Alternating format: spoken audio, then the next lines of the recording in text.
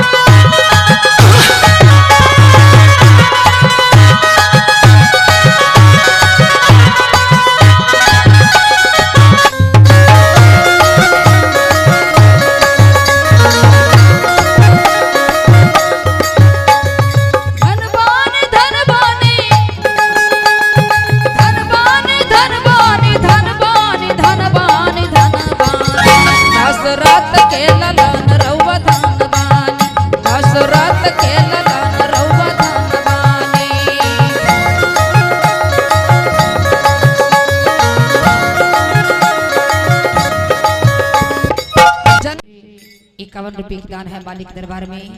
बहुत बहुत धन्यवाद, बहुत बहुत साधुवाद। माँ की तरफ से आशीर्वाद मिला है, बहुत बहुत साधुवाद, बहुत बहुत धन्यवाद। धनवान धनवानी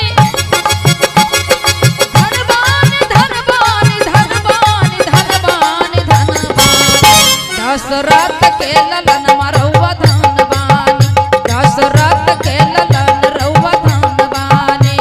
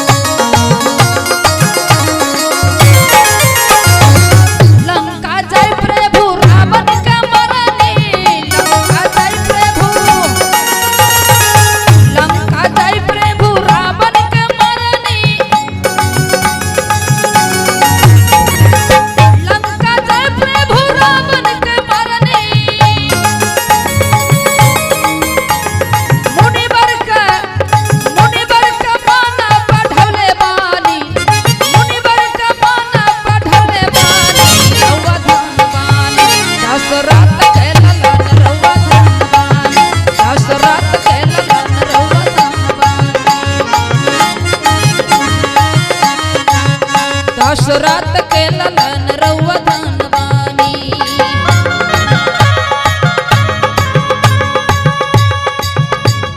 धनवानी धनवानी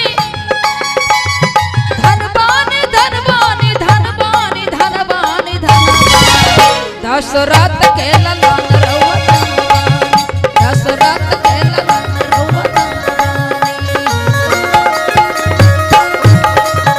दशरथ के ललन रउआ धनवानी दशरथ के ललन रउआ धनवानी दशरथ के ललन रउआ धनवानी